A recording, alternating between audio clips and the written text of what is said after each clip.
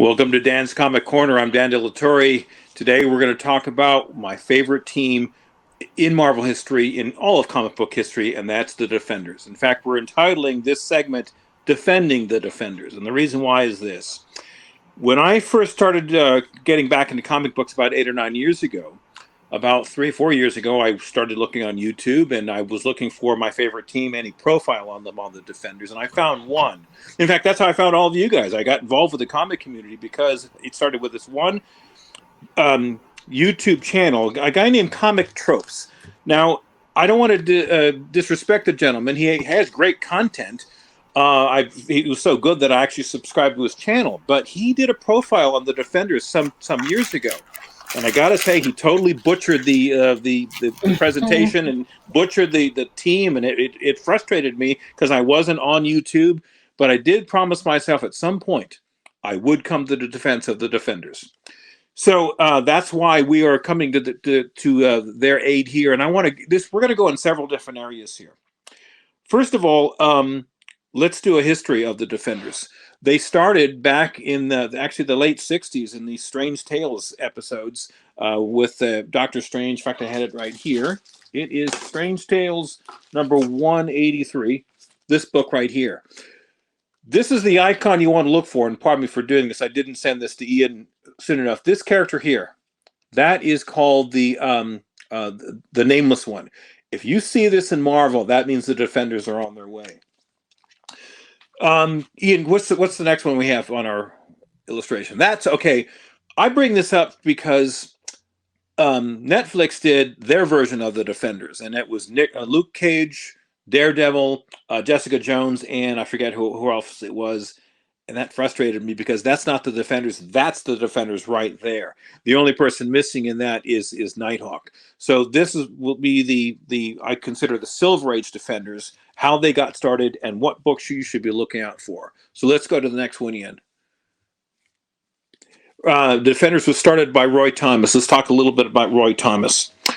After Stan Lee, Jack Kirby, and the Marvel bullpen survived the awful late 50s, and began the most incredible resurgence in comic books in comic book history, creating the Marvel Silver Age. Stan Lee knew he had a hit. He, at the end of the 60s and early 70s, Stan Lee had been editor-in-chief of Marvel Comics for the longest time, and he was very protective of what he had created because of what he had to go through. But he knew that in order to be successful, he couldn't just become a comic book publisher. He had to take what he had created to the big screen. He went to Hollywood, so he became Marvel's publisher. So he was going back and forth to Los Angeles and New York, but he had to give up the editor-in-chief title, and he gave it to the man who I think he trusted the most, Roy Thomas. Roy Thomas had been writing for Marvel for a number of years. Roy, this is my assessment of Roy's work because I love his stories. They were very Silver Age-esque. They were very Marvel bullpen-ish. So he was the perfect person to take over the reins at Marvel Comics.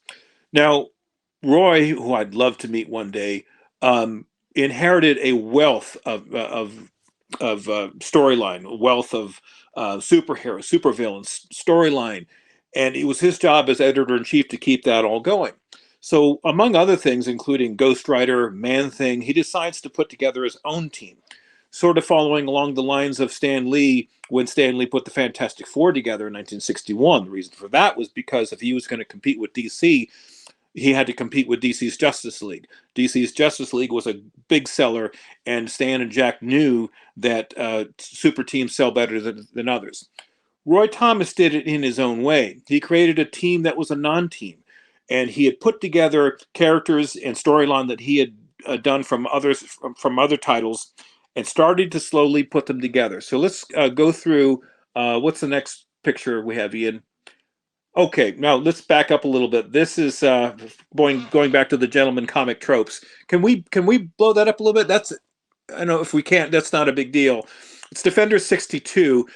Back to the original title of this segment here. Thank you. That's perfect. The gentleman from Comics Tropes starts his analysis of the Defenders with this issue here at issue 62. And my frustration was, if you're going to do a profile of a movie, and you walk into the middle of the movie, sit down, and you look around and you say, wait a minute, I don't get what's going on here. And you walk out and you give the movie a bad review.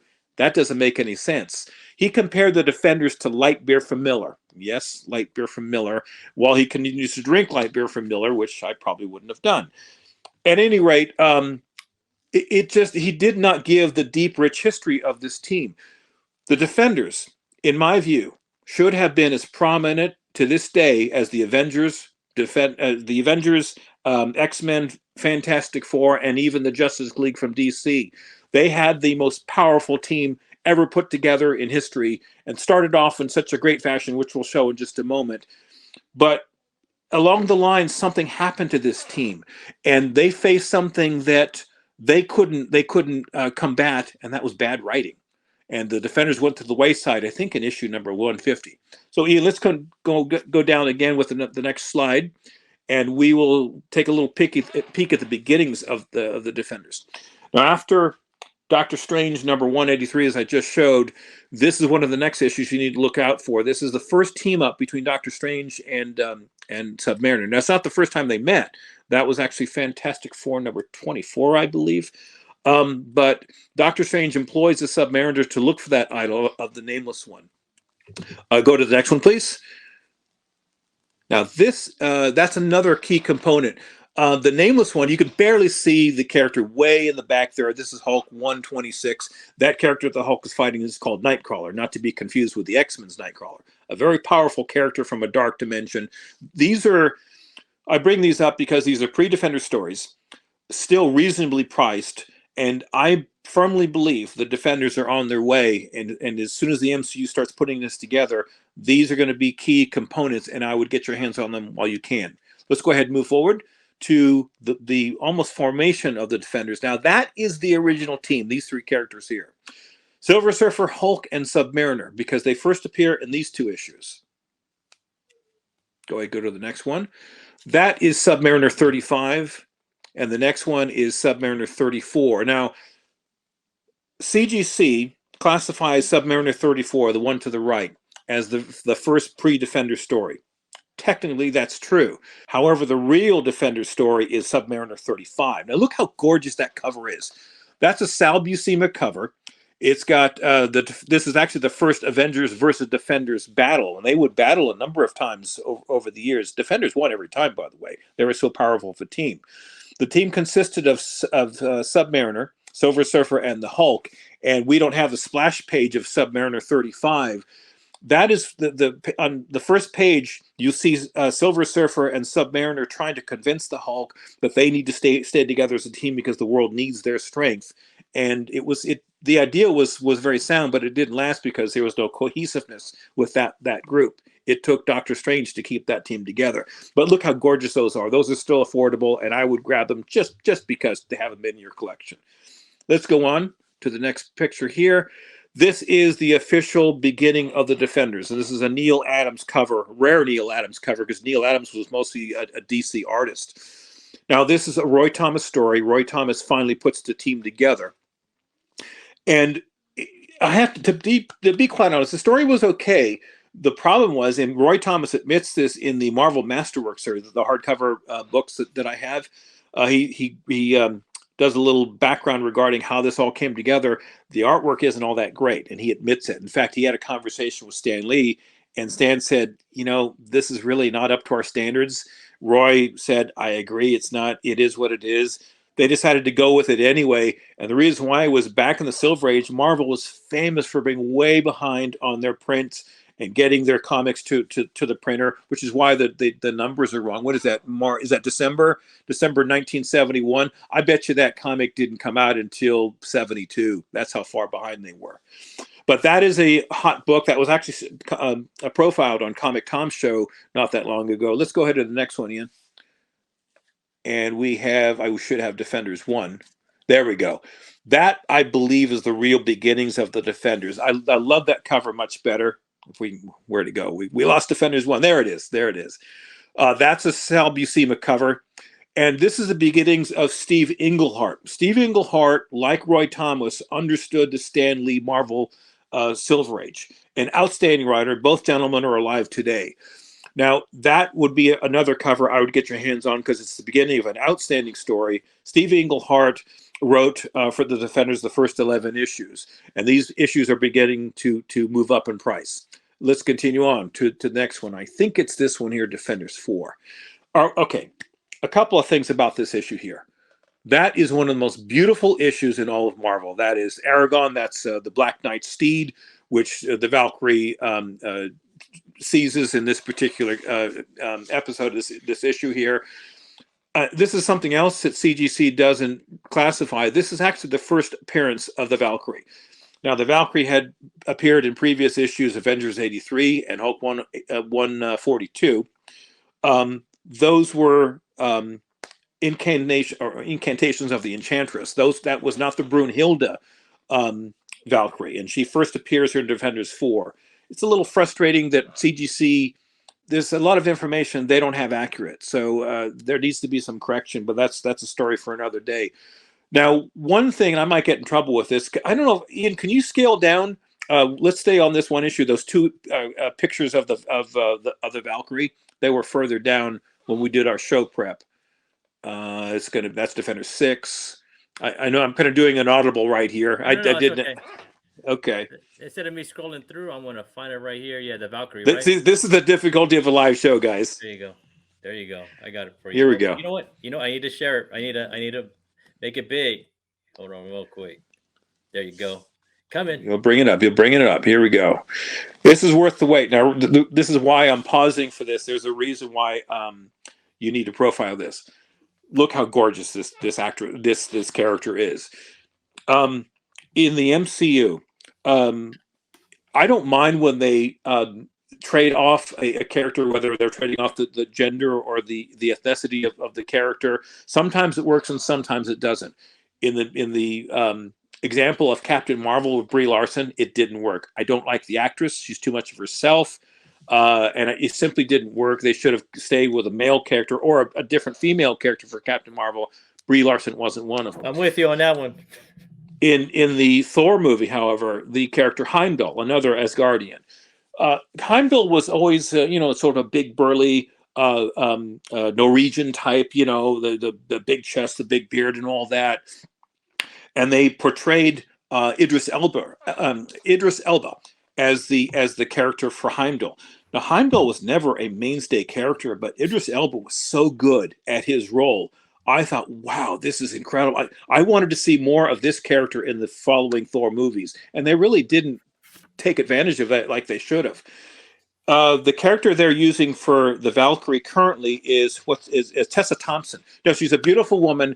However, I think they should go with a blonde-haired bombshell character for this particular character. And the reason why is because, from their perspective, the old adage that sex sells. If you get a really sexy character that plays this well, this book will absolutely skyrocket. Now they could do it in such a way where the Tessa Thompson character could be a Valkyrie, because there's lots of Valkyries in Asgard.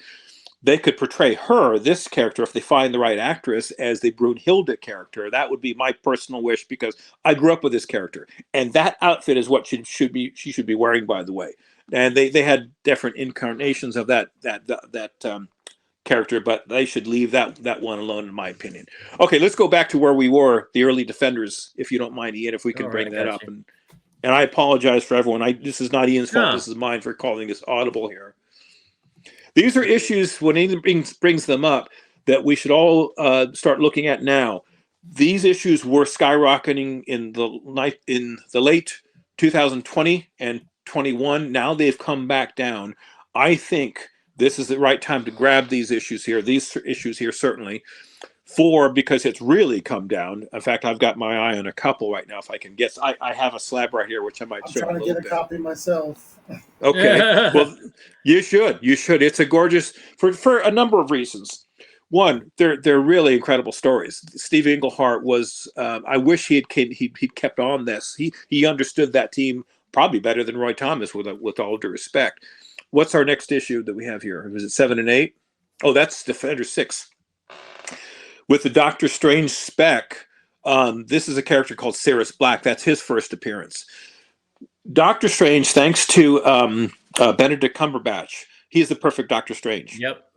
And everyone knows the real wild speculation that this new movie is going to be portraying. Who knows who may come out. There's all sorts of characters that could all of a sudden explode. I'm guessing that could be one of them. I've always loved that character here. That was only his second appearance, I believe, in all of Marvel, but he was an interesting character thanks to the brilliant writing of Steve Englehart. Now we move on to Defenders 6 and 7. This is when Hawkeye joins the Defenders. Hawkeye, when he left the Avengers, he had disagreements. He went to Daredevil 99, and then shows Hulk 166, and then shows up here. Again, look at these fun, colorful art covers here. The stories are fun. They're interesting reads. Again, really, really inexpensive. Start gobbling this up as you can. Let's go to Defenders 9. That's another gorgeous cover. Look at that. Iron Man versus Hawkeye. You know, they had always had this rivalry for decades, and this is a classic cover of that. And look at the powerhouse that is the Defenders. You've got Doctor Strange, you've got the Submariner, you've got the Incredible Hulk. Silver Surfer isn't there. There were actually complaints at the beginning of the series that this team is too powerful, and then the readers were saying, "What are you going to do with such power?" But again, I never get tired of looking at those stories. And look at not just the trade dress, but the top left-hand side. That's called, the pop art, the little the Hulk, Strange, and Submariner profiles. That's very pop art. That's why I consider these the last Silver Age issues before the Bronze Age started, which I would say Defenders 13. All right, let's go on a little bit more. Ian, what do we have next? We have Defenders 10. That's a classic battle. That is a classic battle, still reasonably priced. And that is such a gorgeous, gorgeous cover and a gorgeous battle between Thor and Hulk. That will remain an instant classic. These are going to start to disappear at some point. We saw the Thor Hulk battle at the first Avengers. That was brilliant, wasn't it? And I'd love to see more of these. And if the Defenders forms, and you do have a Defenders Avengers battle, and there probably will be. There's all sorts of directions where this series can go into. So let's go to the next one, Ian. And this should be Defenders 11, where you saw that. Look at that gorgeous artwork by Sal Buscema. I mean, he is and has been among the wonderful artists of Marvel. He's still my favorite to this day, and I think an underappreciated artist even to this day. I know his brother John Buscema gets all the credit because he has more detail, more graphic art, and so forth. But his younger brother Sal was just amazing. Now, Defenders 11 is yet a very underrated issue.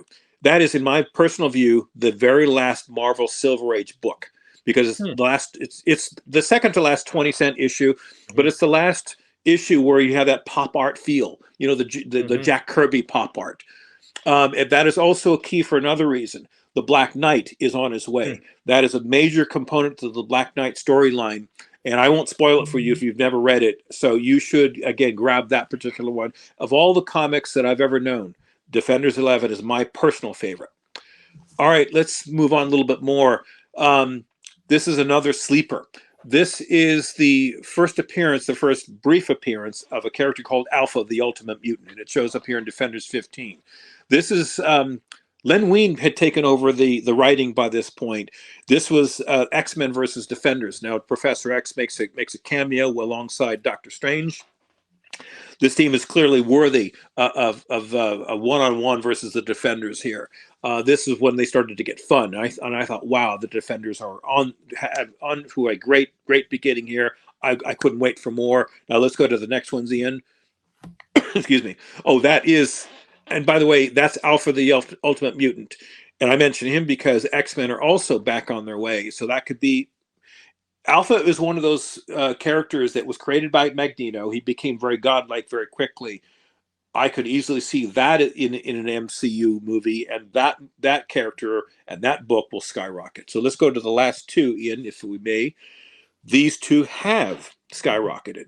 Defenders 17 and Defenders 18. Defenders 17 is the first appearance of Luke Cage showing up as a Defender. Always loved that cover. and it's the first brief appearance of the Wrecking Crew, and Defenders 18 is the first appearance of the Wrecking Crew.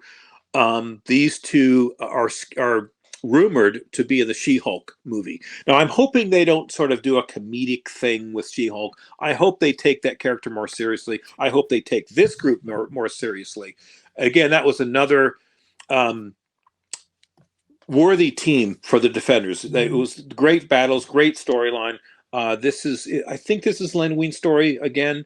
But these are issues. By the way, I've had near 98 copies of both of these. I've got like 3 copies each, and I've stored them for decades. I've had them for about 40 years.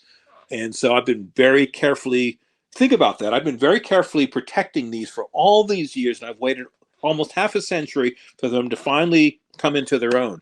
I've always loved the Defenders, and I've always been amazed that the value and the interest in this particular series never really kicked in. And in part, this is where the gentleman from Comic Tropes is correct, because after issue 21-22, it was taken over by Steve Gerber, a few others that I can't remember. Steve Gerber is a good writer on his own, but the writers that preceded the Defenders after Defenders 19 didn't know what to do with this team. I mean, think about it. You have the most powerful team in Marvel history, and you don't know what to do with them. The Defenders went to the wayside. At their lowest moment, they were fighting a team called the Headmen. And the Headmen, if you've ever looked at them, they are barely a third-rate team. They had no business going against the Defenders, but Gerber went with this for about 2 years, and it ended in Giant Size Annual #1, which is actually an interesting story. But beyond that, the Defenders were sort of lost. They never really found their bearings, and they never did find a writer that understood them like Roy Thomas and Steve Englehart. So, excuse me. This is what happens to a team when you don't have a good writing staff behind them. A great example of that is a team that started and failed in the mid-'70s called the Champions. That was who was it that wrote that? I should have wrote that down. Whoever wrote the Champions. It was Hercules, Ghost Rider, Black Widow, the Angel, and I think and Iceman. It was just a mix mash of leftovers, if you will. They kind of threw them together. There was no direction to that team. The stories were awful. And I remember some of the letters to the editor saying, guys, where are you going with this? Okay, great. You have this team here, but there doesn't seem to be any direction. Tony Isabella. Tony Isabella. Yes, that's right. That's right. And it's tough. Not everyone can, not everyone has the talent of a Stan Lee or Jack Kirby or Steve Ditko. That kind of talent doesn't happen very often. But that explains why, in a nutshell, why the Defenders, to this day aren't prominent. And they're making a comeback in large measure because, again, they found the perfect Doctor Strange. Without Doctor Strange, there is no Defenders. He is, for whatever reason, the glue that holds that team together, because Silver Surfer and Submariner couldn't do it by themselves. You needed the unique personality of a Doctor Strange. Now he is here, prominent. He's going to be around for a long time. And now there's talk about Defender Strange. And I'm not even certain what that means. I think they're referring to Roy Thomas did a later series of the Defenders, which I never did read, and Doctor Strange just has a certain look to him. That's probably what they're referring to. But this is the Doctor Strange that I remember. Secret Defenders. Thank you. That's what it was. I never read it. I might read it if I ever see it. But for now, if you're going to invest, and if you just want a good read, get all these issues that I've profiled to now. You can't go wrong with it.